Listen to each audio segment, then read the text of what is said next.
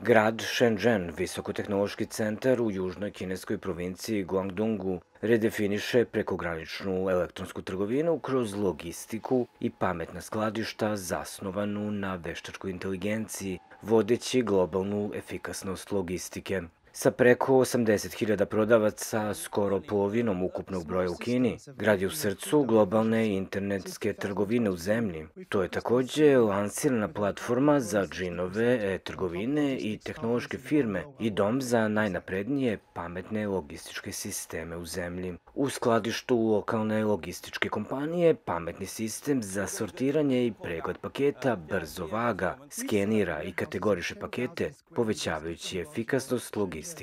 Pametni sistemi su u velikoj meri poboljšali našu efikasnost. Od 2022. smo se fokusirali na povećanje, pri čemu je naša kompanija porasla za 60%, a vrhunske logističke kompanije u Guangdongu za preko 50%, rekao je Huang Dijian, zamenik generalnog direktora Guangdong Delisun International Logistics.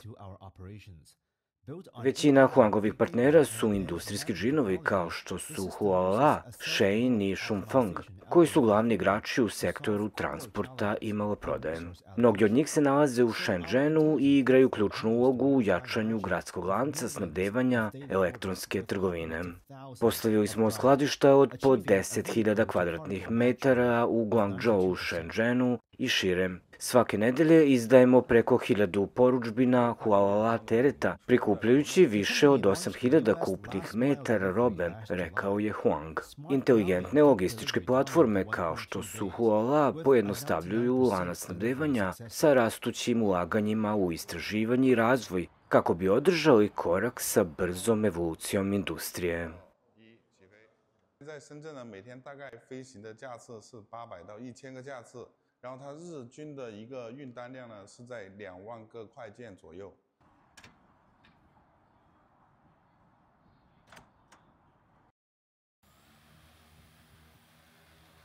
Last year, the cross-border trades from those e-commerce platform has already exceeded 1 trillion RMB, right?